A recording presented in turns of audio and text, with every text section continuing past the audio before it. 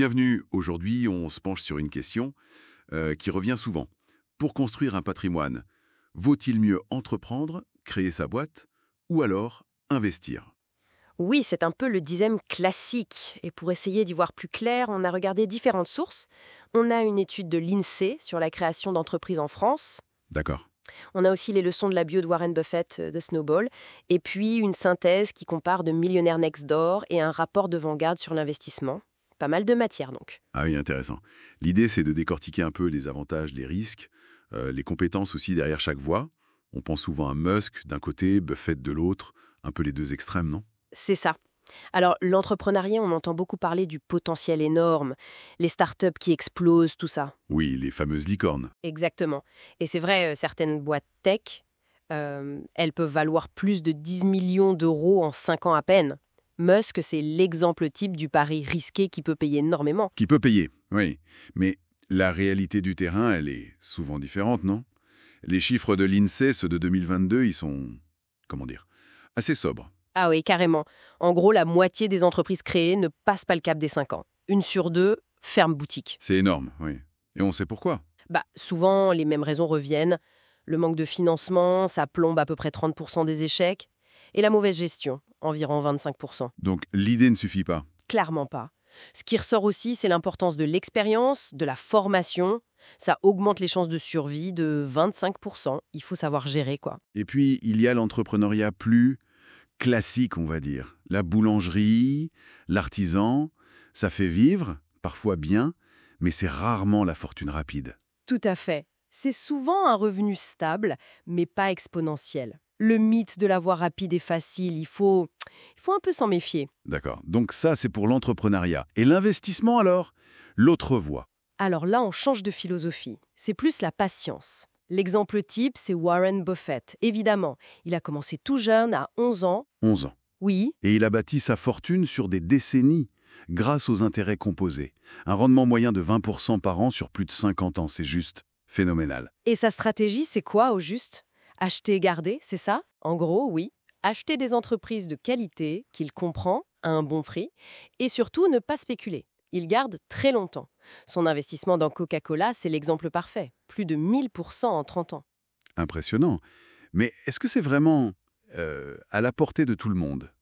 On imagine qu'il faut des sommes folles, être un expert. Eh bien, c'est un mythe assez répandu. Les données, par exemple, de Vanguard montrent que non. L'investissement aujourd'hui, c'est très accessible, notamment avec les ETF. Ah oui, les fonds indiciels. Voilà, ça permet de diversifier très facilement, de suivre un indice comme le CAC 40 ou le S&P 500 américain, et on peut commencer avec même 50 euros par mois. 50 € par mois. Et ça peut rapporter quoi, concrètement? Sur le très long terme, un ETF large, comme le S&P 500, ça a donné historiquement autour de 7% par an en moyenne. 7% par an. Pas mal. Oui, mais attention, c'est une moyenne sur des décennies, hein. Il y a des hauts, des bas. Mais pour se faire une idée, si on met 200 euros par mois à 7%, au bout de 30 ans, ça peut faire dans les 100 000 euros. C'est ça la magie des intérêts composés. C'est tentant dit comme ça. Mais il y a des risques aussi, j'imagine. Ce n'est pas garanti. Non, bien sûr que non, la bourse fluctue, parfois beaucoup. À court terme, le vrai risque, c'est de paniquer, de vendre au pire moment. Il faut de la discipline. Et comprendre ce qu'on fait. Absolument. C'est ce que dit Buffett. Investir sans comprendre, c'est dangereux. Une étude citée dans sa bio dit que 70% des particuliers qui essaient de faire du trading à court terme perdent de l'argent. Donc patience et compréhension, c'est essentiel. D'accord. Donc si on récapitule, l'entrepreneuriat, c'est potentiel plus élevé, plus rapide peut-être, mais beaucoup plus risqué. L'investissement, c'est plus lent, plus stable, mais ça demande du temps et de la discipline. Le choix dépend vraiment du profil alors. Oui, en partie. Mais ce qui est vraiment intéressant, c'est qu'il n'y a peut-être pas à choisir. C'est ce que suggère The Millionaire Next Door. Ah bon? Comment ça? Eh bien, le livre montre qu'environ 65%, donc quasiment 2 tiers des millionnaires américains qu'ils ont étudiés, n'ont pas fait que l'un ou l'autre. Ils ont combiné les deux. Ah, intéressant. Donc, l'entrepreneuriat et l'investissement, pas où. C'est ça, une synergie en quelque sorte. On pourrait prendre un exemple. Imaginons. Amina. Elle lance une boutique en ligne, ça marche bien. D'accord. Plutôt que de tout remettre dans son stock ou de tout dépenser, elle décide de mettre, disons, 20% de ses bénéfices chaque mois dans des ETF. Voilà.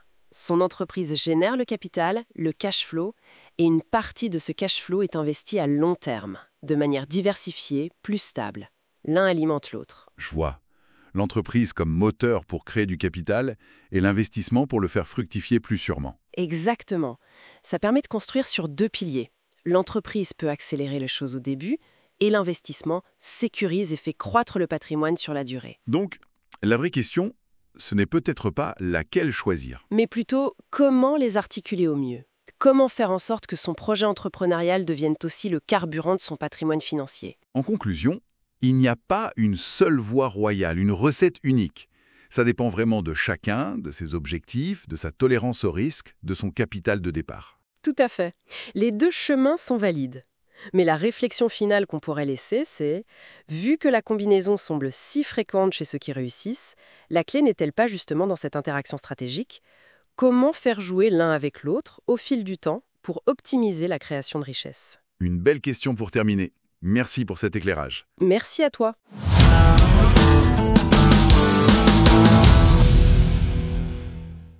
Like and subscribe.